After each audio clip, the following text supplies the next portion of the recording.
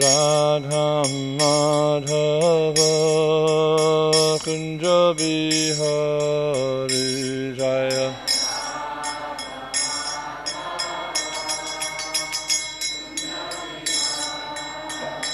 Jaya Radha Madhava Kunja Bihari Jaya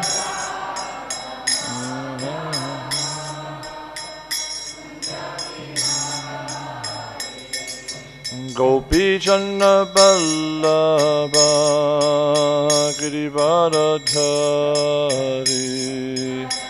Viharavara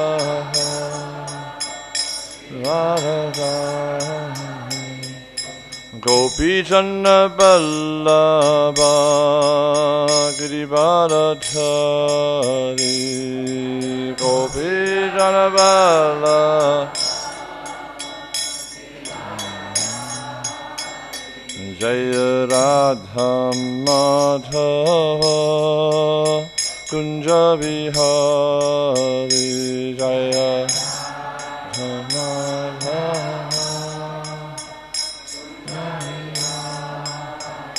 Jaya Radha Madhava Kunja Bihari Jaya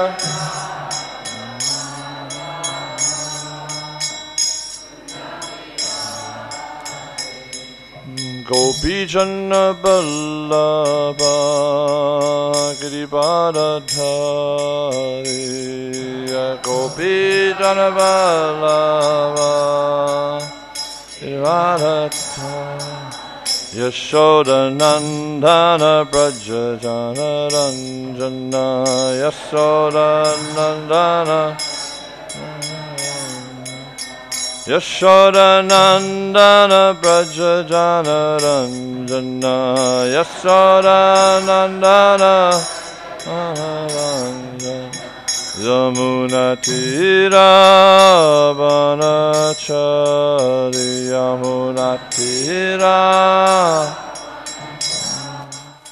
Yamuna Tira Banachari Yamuna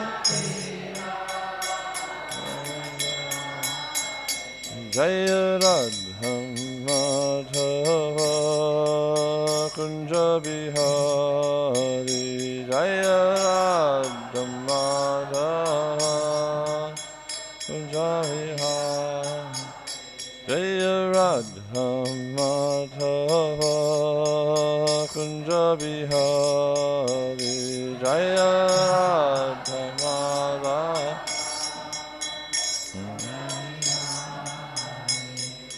Gopi Channa Ballabha Girivardhari Gopi Channa Ballabha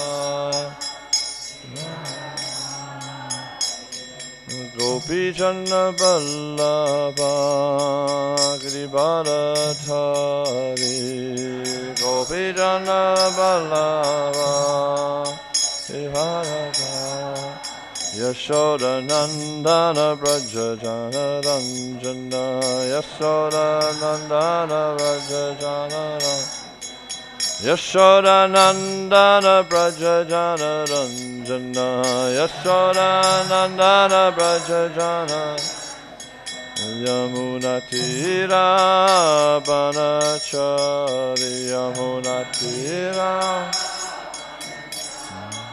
Yamuna Tira Banachari Yamuna Tira Jaya Radha Madhava Kunja Bihari Jaya Radha Madhava Kunja Bihari Jaya Radha Madhava Kunja Bihari Jaya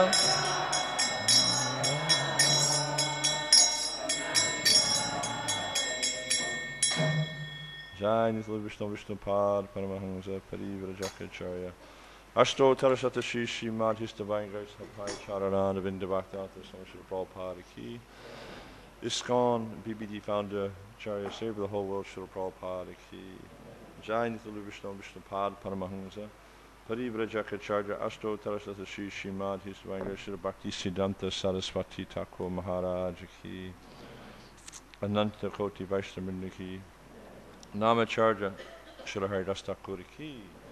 Premzaka Ho Sri Krishna Chaitanya Prabhu Nityananda Shri Advaita Gadadhara Sri Sadguru Bhakti Vrinda ki. Sri Radha Krishna Gopinath Shamakund Radha Kund Giri Govardhana ki.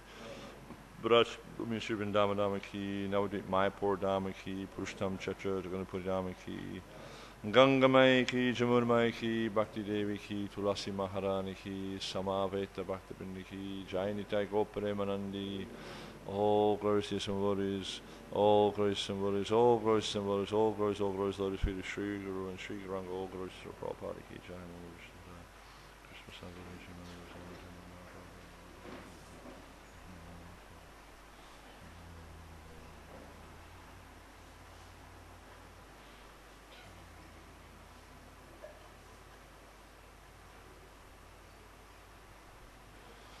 Om Namo Bhagavate Vasudevaya.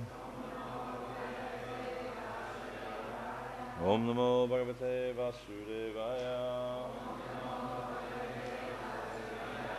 Om Namo Bhagavate Vasudevaya.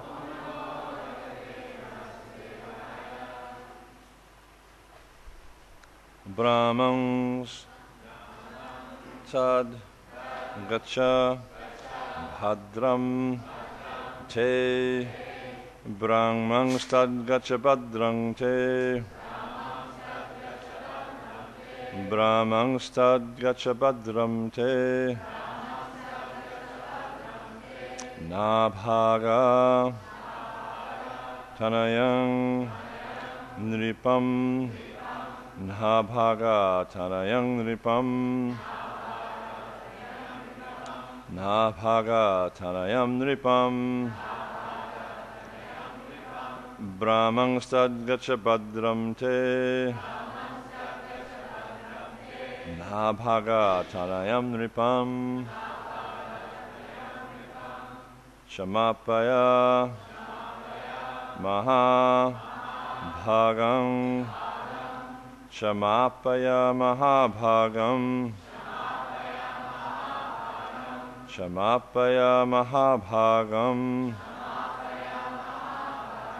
Tata Shanti Bhavishyati Tata Shanti Bhavishyati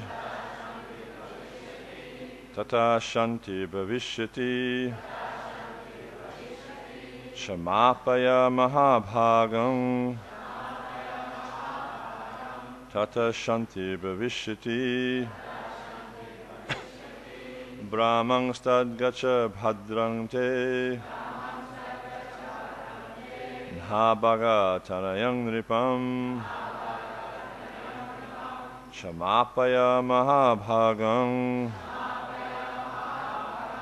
Tata Shanti Bhavishyati Brahman Stad Gacha Bhadrang Te Nabhaga Tanayang Nripam Shamapaya Mahabhagam Tata Shanti Bhavishyati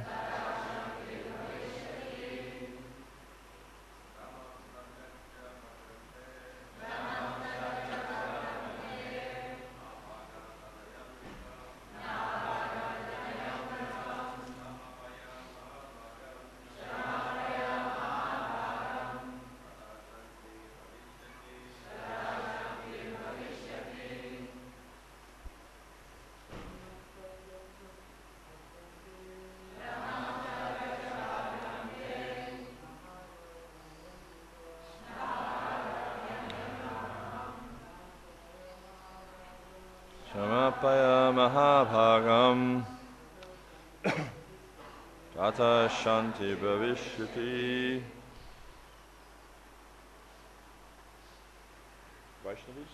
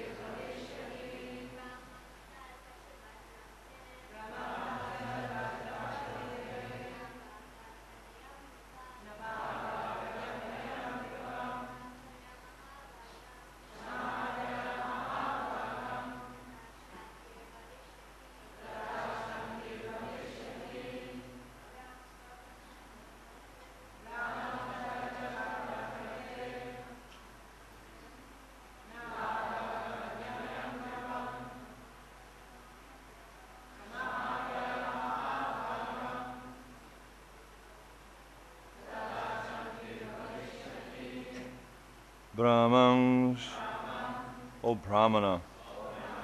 Tat, therefore. Gacha, you go. Bhadram, all auspiciousness. Te, unto you. Nabhagatanayam, to the son of Maharaj Nabhaga. So it's really interesting, and the Lord's done this in some of the previous verses also. He doesn't refer to Durvasa directly. He doesn't address him by name, he doesn't talk about his lineage, he just calls him Brahmana. Okay, I'll try louder. He doesn't refer to him directly, he refers to him as Brahmana. And we see, I think it's verse 63 or 64, he does the same thing. He doesn't refer to him directly. Vishwanath Chakravarti Thakur, he translates this, and he says he's referring to him as an ignorant fool by not directing him. He says, "Oh, ignorant Brahmana," because he's not understood the position of Ambarish. Whereas we see here, he refers to him as Nabhaga Taniyam, meaning the son of Maharaj Nabhaga. Now, if we remember back to the beginning of the chapter, where the story started, we see that Nabhaga had a number of sons, one of whom was Nabhaga, so long A, short A difference. And Nabhaga was cheated by his siblings he went to perform austerities, he was cheated by his siblings of his right to the kingdom. But he didn't protest, he didn't complain, he didn't make a big deal about it. He just went to his father and submitted to his father, "What should I do?" So we see he's a person of great quality. And he followed the instructions of his father, and he actually achieved from Lord.Siva a benediction. Because again, when Lord.Siva, they were performing a yajna, and his father said, whatever the demigods leave behind, this will be your claim, this will be your share of the sacrifice. And when he tried to take that share of the sacrifice, then this blackish person approached him. He didn't know who it was, but rather than protesting, rather than challenging or anything like that, he went to his father and said, "What should I do?" And his father said, "Actually, this is Lord.Siva. You should give him his share of the sacrifice." So Maharaj Nabhaga, he said, "Okay, fine." He gave him the share of the sacrifice. He wasn't interested in his own gain. He wasn't interested in trying to further himself materially. And he followed his father's instruction, and Lord.Siva gave him a benediction. So by addressing him as Nabhaga Taniyam, he's actually referring to his lineage and indicating he's a great personality. The same as we see in the Gita, where Krishna refers to Arjuna as Konteya, referring to his great lineage again, so glorifying the personality. Whereas with Durvasa, several times in these last 10 verses, he just calls him Brahmana or Dvija. He's being dismissive. You're unimportant in comparison to this great personality, who you've offended. So I just thought that was a very interesting contrast. He's pulled those two together in this one verse here. Nripam, the king, Ambarisha. Shamapaya, just try to pacify him. Mahabhagam, a great personality, a pure devotee. Tata, thereafter. Shanti, peace. Bhavishyati, there will be. Translation. O best of the Brahmanas, you should therefore go immediately to King Ambarish, the son of Maharaja Nabhaga. I wish you all good fortune. If you can satisfy, Maharaj Ambarish, then there will be peace for you. Responsively, please. O best of the Brahmanas, you should therefore go immediately to King Ambarish, the son of Maharaj Nabhaga. I wish you all good fortune. If you can satisfy Maharaj Ambarish, then there will be peace for you. So, purport. In this regard, Madhava Muni quotes from the Garuda Purana, Brahmadi Bhakti Kotya Srimad angso naivam barikshake naivan yasha chakrasyapi tatapi haririshvara tat kali pachayav yatvat. Just bring it a bit closer. Tesham yasha adirat brahma dayas chatat kirtam vyanjayam asur uttamam mohanaya chadaityanam brahma de nindanaya cha anyartam cha swayam vishnu brahmadyas cha nirashisha manushestanu matvascha tesham bhaktya divi gunai brahma de vishnu vatnatva Jyapanaya chakevalam duvarshascha swayam rudras tattapyanyayam uktavan tasyapyanu grahataya darpa nasha tam evacha. No translation. And then Prabhupada goes on to say, the lesson to be derived from this narration concerning Maharaj Ambarish and Durvasa Muni is that all the demigods, including Brahma and Lord.Siva, are under the control of Lord Vishnu. Therefore, when a Vaishnava is offended, the offender is punished by Vishnu, the Supreme Lord. No one can protect such a person, even Lord Brahma or Lord.Siva. Thus end the Bhaktivedanta purports of the 9th canto, 4th chapter of the Srimad Bhagavatam, entitled Maharaj Ambarish Offended by Durvasa Muni. And I've often reflected on the title of this chapter because it seems, just like we see there's that nice verse about Yudhisthira Maharaj, where it refers to him as a Jatashatru, indicating that one whose enemy is never born, which Prabhupada translates as meaning he doesn't see anyone as his enemy. And we see here it's saying that Maharaj Ambarish is offended by Durvasa Muni, but actually he wasn't offended. But we see that Durvasa Muni, acted in a way that was offensive towards Maharaj Ambarish. And we see here, this is contrasting, this pastime here is contrasting the conduct of a Brahmana and the conduct of a Vaishnava, but not just an ordinary Brahmana. We see that Durvasa Muni is a greatly elevated Brahmana, or a greatly qualified Brahmana in many different ways. He knows the scriptures to some extent, because if he knew them properly, he wouldn't actually be acting like this. And, he's very powerful. He has many mystic cities. But he doesn't actually understand the import of the Vedic scriptures, because here he is, acting in a way that's offending a Vaishnava, or offensive to a Vaishnava. And we see that Ambarish Maharaj, on the contrary, when Durvasa was acting aggressively towards him, what did he do? He did nothing. He just stood there, folded his hands, and was willing to accept whatever was to come was by the mercy of the Lord. Not trying to make any adjustment or arrangement for his own comfort, for his own satisfaction. He just accepted whatever was coming was by the mercy of Krishna.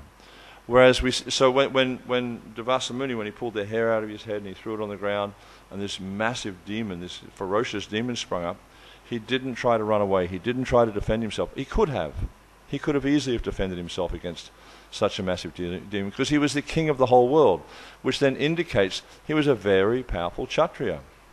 Just like you can go to these there's museums in places like Jaipur and Udaipur and parts of India, and you can see, I remember in Jaipur we went and saw some armory of the king, and they had this one sword there which was about 8 foot long. The thing was so heavy, I could see I probably couldn't lift it. But these Kshatriyas used to just wield it around with one hand like it was just a little bit of cane or something, and just cut people to pieces with it. I saw one painting. This is a well-known story around the Udaipur. Udaipur is near to where Nathdwar is, where Nathaji is, in the south of Rajasthan.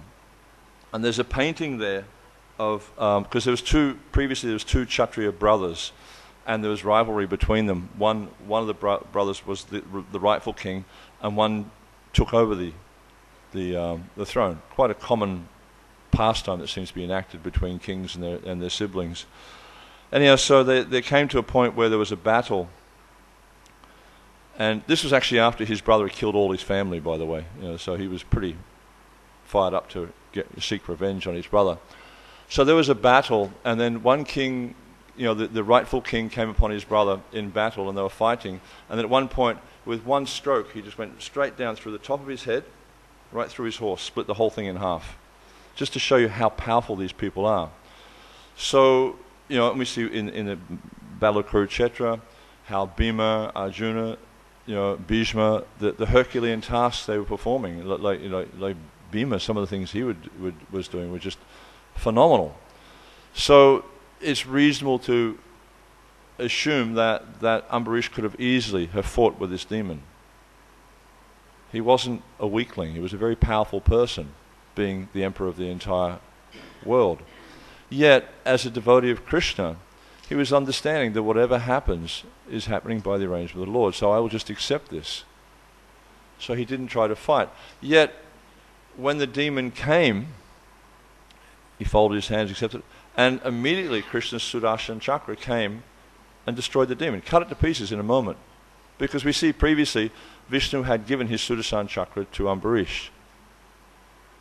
And so the Sudarshan Chakra cut the demon to pieces, and then confronted Durvasa Muni. And what did Durvasa Muni do? Didn't fold his hands, say, whatever comes by your mercy, my Lord, I'm willing to accept. No, he ran for his life. So this is telling us a lot about the character of Durvasa as opposed to the character of Ambarish.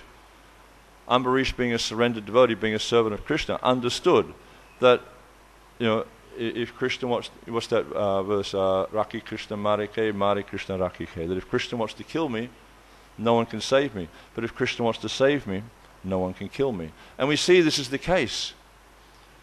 Durvasa tried to kill Ambarish, couldn't do it. We see at the Battle of Kurukshetra, so many thousands of warriors tried to kill Arjuna. That was the Nimitta Kavachas. There was millions of them. And it took Arjuna many, many days to defeat them. They were very fierce. They had a serious enmity towards Arjuna. But as much as they might try, they couldn't kill Arjuna because he was protected by Krishna. Krishna had a plan for Arjuna. He had his destiny already worked out. So no matter how much they try, they couldn't succeed. And this is because for the devotee, as we see going back a few verses, is Saranam Hridayam Mayam, Saranam Hridayam Tuham, that the devotees, they only have me in their heart. There's nothing else in their heart but me. And as we see, Krishna says, and in my heart, it's only them. And I was reflecting on this, and I was thinking of a story that I heard some years ago with Srila Prabhupada. It's a similar kind of thing. There was one devotee who was in Prabhupada's rooms. I think it may have been here in Mayapur, and it was somewhere in India. I don't remember exactly where.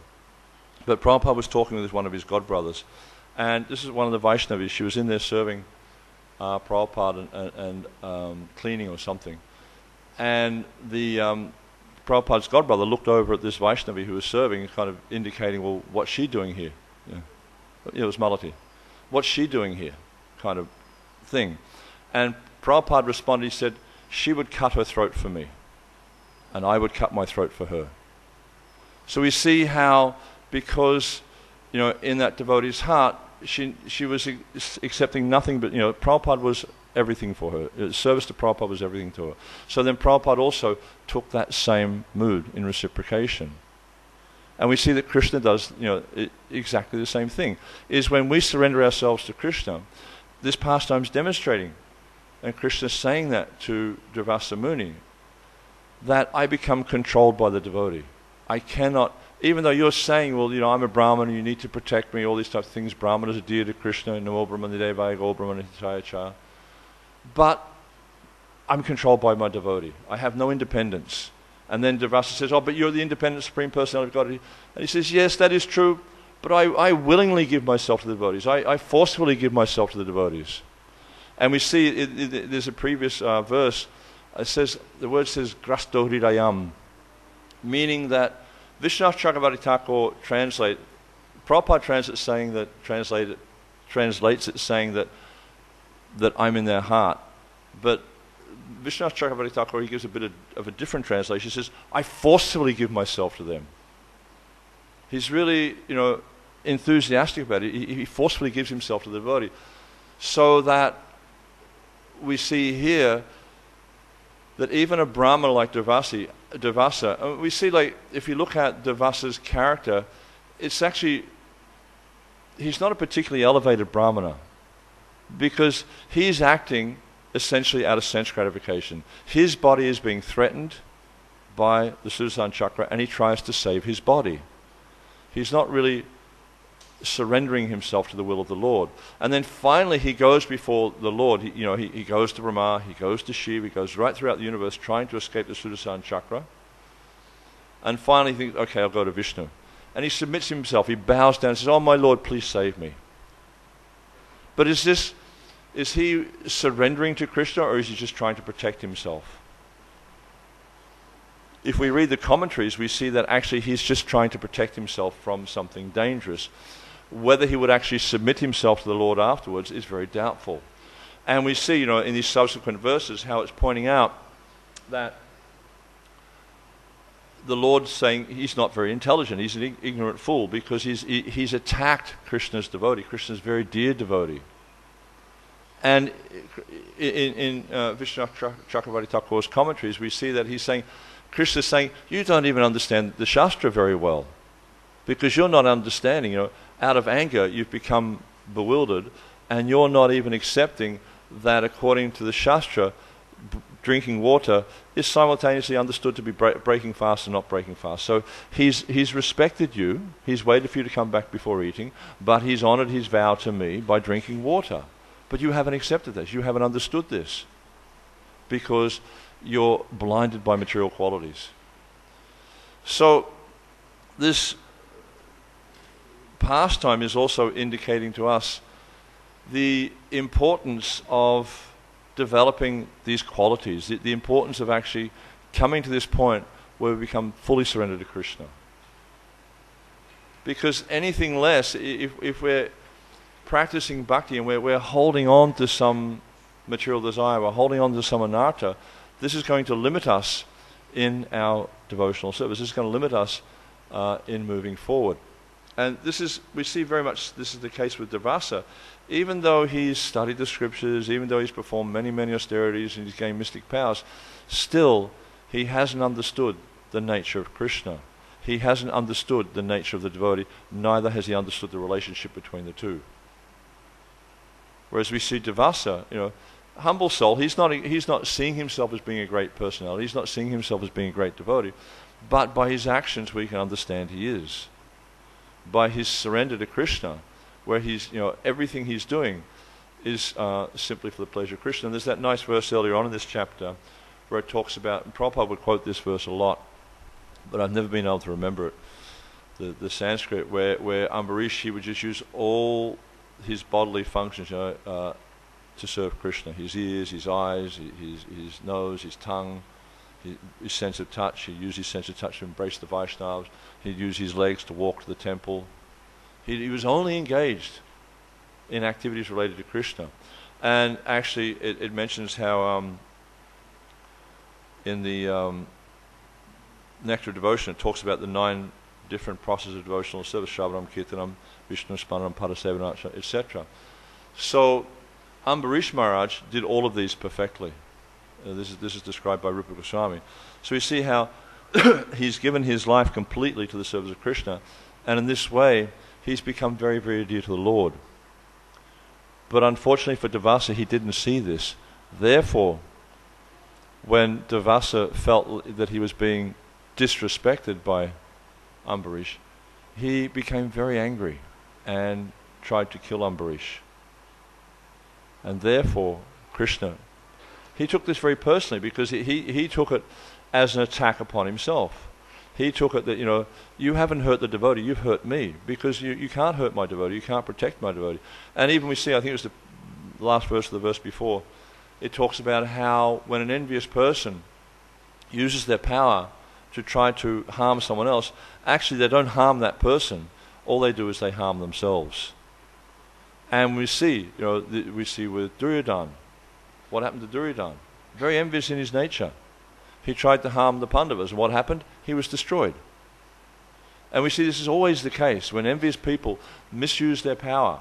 And sometimes, these envious people become very, very powerful by the practice of austerities, like Ravana, incredibly powerful person. Duryodhana, Hiranyakashipu, Hiranyaksha, incredibly powerful people. But that power brought about their demise because it was misused. They used it for their own aggrandizement, for their own gain, and to harm others, especially to harm pious people or devotees. Therefore, we see that power brought about their demise. So I think this is a very interesting pastime, a very interesting contrast. And actually we understand that all these different pastimes in the Bhagavatam are very, very instructive for the devotees to help us to understand what to aspire for, what to strive to achieve. We see that Durvasa Muni is obviously giving us the example in this pastime of qualities we should avoid. His enviousness, his anger, where he's trying to increase his Brahminical power so he can become more famous or whatever. His whole endeavor is just focused on himself. How to be a better Brahmin, how to be more famous, whatever it is. It's all focused on himself. And this is actually detrimental. Whereas we see Ambarish's endeavor, he had no personal agenda. His only interest was to satisfy Krishna. And we see all the great devotees, just like I was listening, because Radhastami has just passed, and then I was quite inspired by a class I heard on Radhastami. So I listened to a whole lot of classes from different Vaishnavas about Radhastami. And the point they're making in all these classes is the extraordinary nature of Radharani and the residents of Vrindavan, is their whole nature is simply to satisfy Krishna. And we see with Radha's nature, it's like her existence is for the pleasure of Krishna. She doesn't know anything else. And one of the acharyas, I think it was Jiva Goswami, explains this is why this word aradhana means that her whole existence is just focused on Krishna. The pleasure of Krishna. And so I found this particularly inspiring, and then to read this pastime here and to see how Ambarish also is just focusing on the pleasure of Krishna. How he achieved ultimately, the glory he achieves by being, for one thing, he's mentioned in the Bhagavatam, but also the fact that he was protected directly by Krishna even in the most dangerous circumstances. He was protected by Krishna. But the protection doesn't always mean, because oftentimes when these descriptions come up, devotees will ask, well, sometimes we see how devotees, their bodies perish. So protection doesn't always mean that Krishna is going to protect the external body. Protection doesn't mean that the devotees don't go through suffering, or apparent suffering. No, protection means that the devotee is always able to absorb himself in thoughts of Krishna, that he never forgets Krishna. That's protection, because whether the body survives or perishes is not really relevant, because the body is going to perish at some point. Krishna is not going to give us an eternal material body. I mean, really, do you want an eternal material body? It's just, the sufferings that we experience in this body in a short period of time are incredible. I mean, I won't want to sort of go into the details of it, but I think we're all experience different types of suffering from this material body. So who really wants to have an eternal material body? It just means the suffering is just going to go on and on and on in this body, but I just won't identify with it. No, whether the body survives or perishes is not really relevant. The main point for a devotee is that we're always able to remember Krishna. That at no moment do we forget Krishna. This is one thing Prabhupada said. He said, at no point in my life did I ever forget Krishna. So this helps us to understand the nature of great personality. Same with Arjuna. At no point did he forget Krishna. And Kunti, there's that beautiful prayer by Kunti where she says, let the calamities come. I don't mind. Because when the calamities come, I remember Krishna. And when I remember Krishna, I no longer fear repeated birth and death. So we see here, going back to the same point, the contrast here is Durvasa as soon as he's threatened, he flees for his life. He's worried about himself. He's worried about his body. Ambarish, there's calamity, there's danger. He prays to Krishna. He takes shelter of Krishna immediately. Such a significant contrast between the two. So I feel this pastime is guiding us to understand, the nature that we're trying to achieve, to understand what it is that a devotee, the essence of a devotee knows nothing but Krishna. And that's the point that the Lord makes, 3 verses previous, that the devotee knows nothing but me, I know nothing but the devotee. The devotee, I'm in the devotee's heart, the devotee is in my heart. So by, following the process of devotional service, I was having an interesting conversation. I'm very fortunate to be sharing a room with Adi Purush Prabhu right now. So we were discussing this morning, and he was making the point of sadhana bhakti. If one practices sadhana bhakti with the goal of bhava, and ultimate love of Godhead, then one achieves that goal. But if one's just practicing sadhana for the sake of sadhana, then we're not going to move forward very quickly. So even though we may be in the beginning stages of devotional service, at least I talk for myself, even though I am in the beginning stages of bhakti, I know that if I have this aspiration to achieve love of Godhead, that ultimately by sticking to the process, I will get there in due course of time. I will achieve the full mercy of the Lord. But even at the stage of sadhana bhakti, we're getting the mercy of the Lord at every step. We may not see it, but we're getting the mercy of the Lord every step. The fact that we can chant the holy name, the fact that we can take darshan of the deity, the fact that we have association devotees, we can take Krishna Prasad, all these different things. This is evidence, tangible evidence that we're actually receiving the mercy of the Lord at every moment of every day. I had an experience. I arrived about a month ago in Delhi, not quite a month ago in Delhi, and I went straight to the Delhi temple, and I met with the head pujari there. There's a good friend, Sutta Goswami Prabhu, and he said, I won't be here tomorrow, I'm going to Radhakund. And then he asked me if I wanted to come. And it's like, and then I went to Radhakund, I'm just reflecting, it's like, I come from a place called Prabhupada called Malechadesh. Not a very sophisticated country. And here I am, coming from such a fallen background, and yet I can land in India, and within 24 hours, I'm at the most holy place in the universe, the most spiritually sanctified place in the universe. I mean, I can't understand that, how that is. I can only attribute it to the mercy of Krishna. So I can see that by sticking to the process of bhakti, and we may falter on the path. That's just to be expected. We may falter on the path.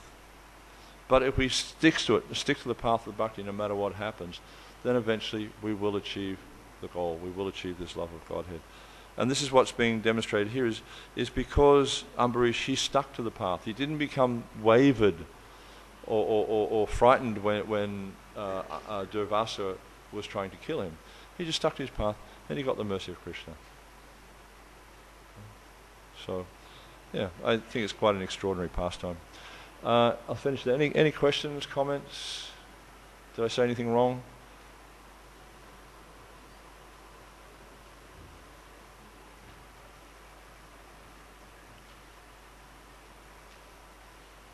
Yes, Prabhu.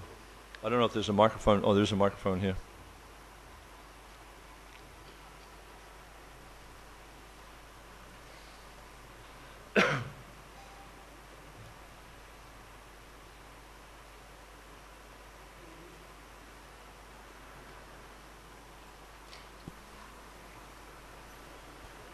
Thank you, Prabhu, for nice class.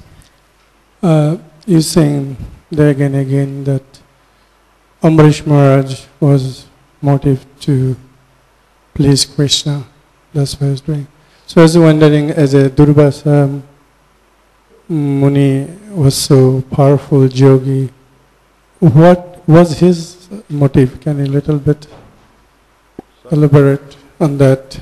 What was Durvasa Rishi, Durvasa Muni, the motive? Like as a Ambarish Maharaj was trying to please Vishnu or Krishna.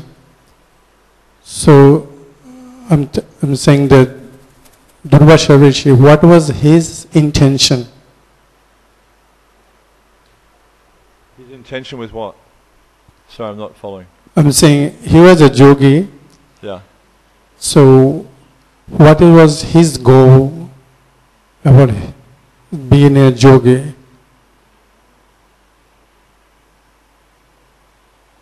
Well, I mean, Prabhupada says clearly in a previous purport he wasn't a devotee. So obviously his goal wasn't Krishna. Lakshmi Manimaji? Microphone so everyone can hear.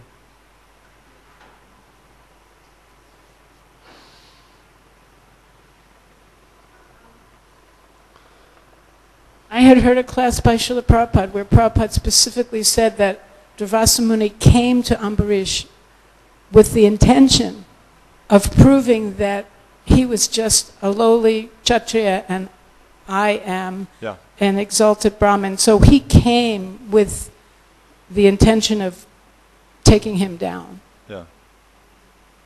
And that's a very good point. And we see that that's here and there's also many other places where people see devotees who may not have come from a very distinguished background. And they I think this is Jati Buddh here. You look at a person's birth, you look at their externals, and judge them by their externals. But Krishna doesn't do that. You know, there's a very interesting pastime. I mentioned about Natdwara before.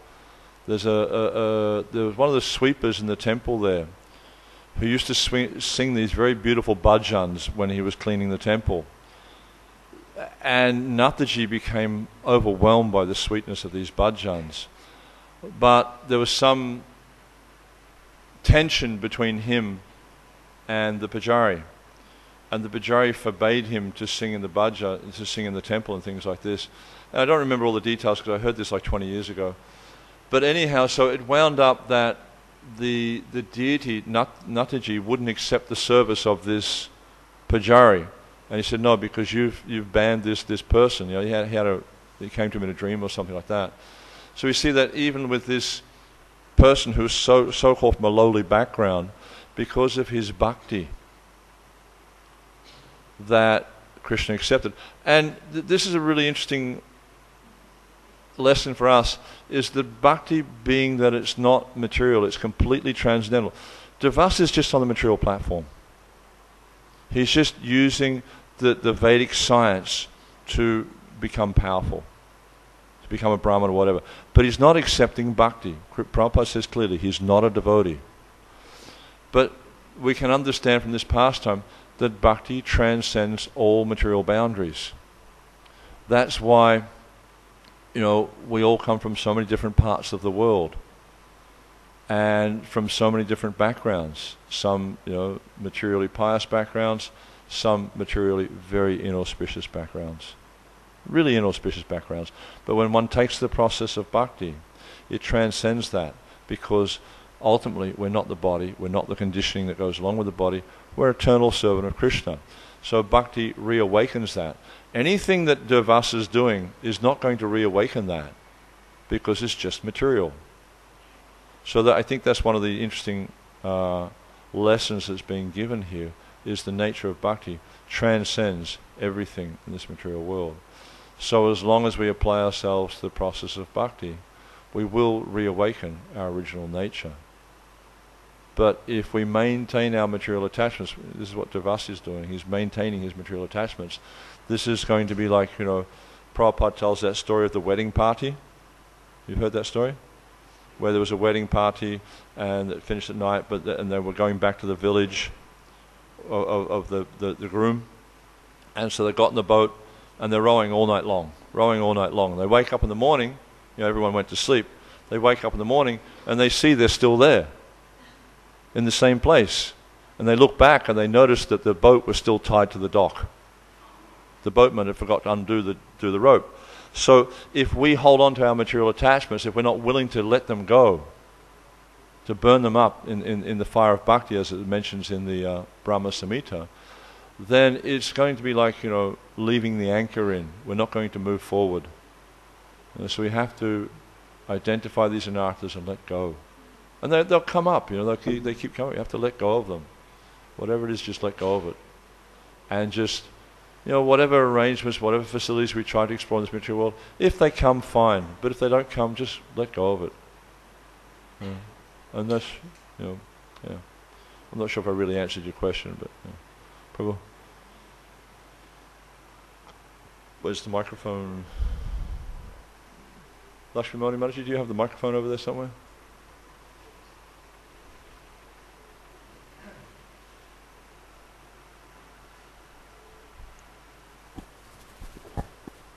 The Durvasa Muni is known for his short-tempered nature. At various places we hear about this particular nature. So after this episode, did that nature change of Durvasa Muni, or No, he didn't change. He didn't learn. Because we see the same thing happened with the Pandavas. When he came, to the Pandavas, because Duryodhana, he had received a benediction from the Pandavas from Durvasa Muni, and so he said, "I'll ask you at some point," because same kind of nature. It's like, how can I use this power to get at my enemies? So when the Pandavas were living in the forest, Duryodhana, his whole concept was how to do ill towards the Pandavas. That's his whole meditation, is how to do ill towards the Pandavas.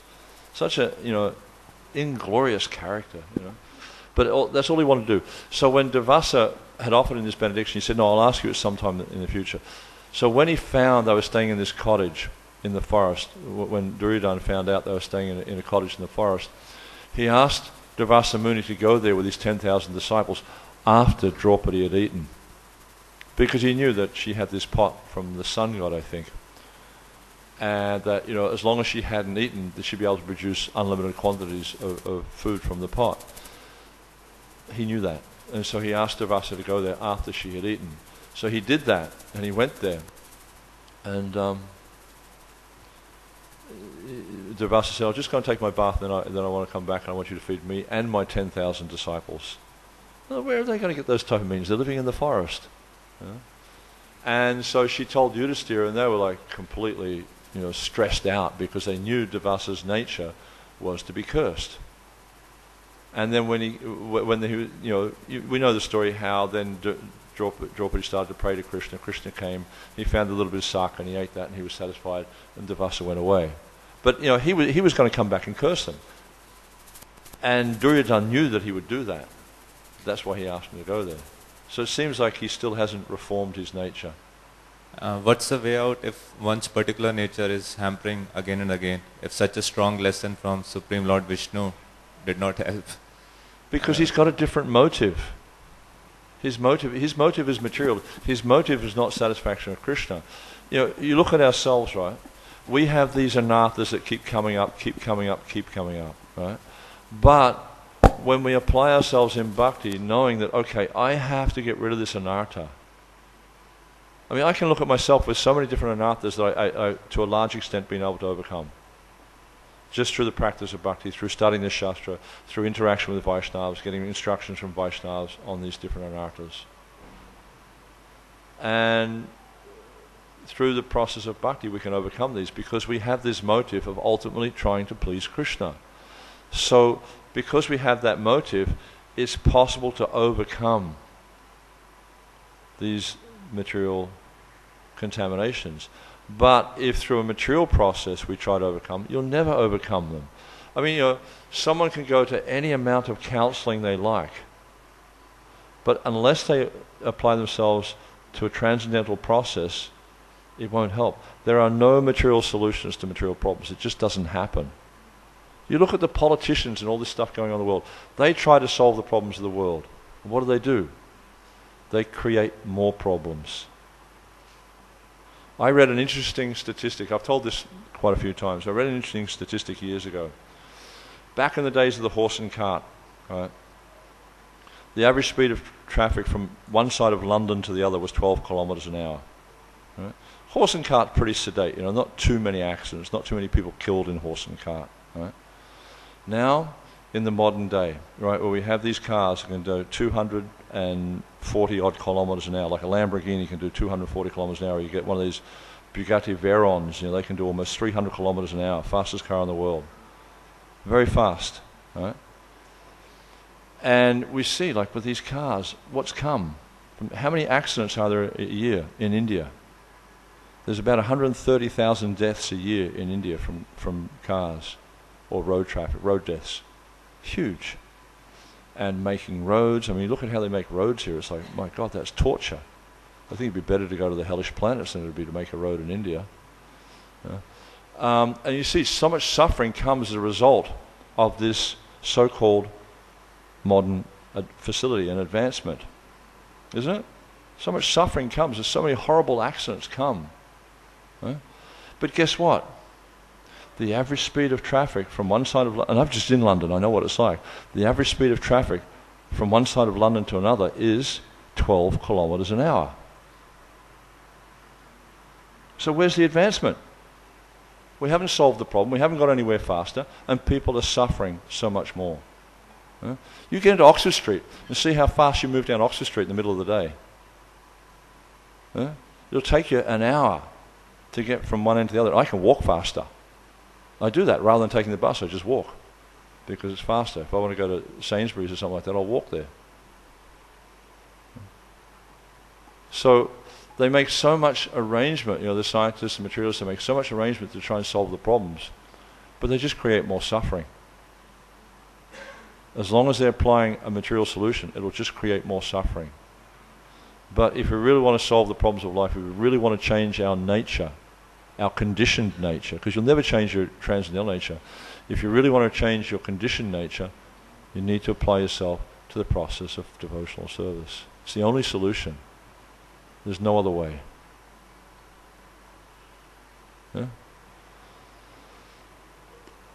Okay. Thank you very much, Srila Prabhupada ki, Samaveta Bhaktivinoda ki, Jai Nitai Gaur Premanandi.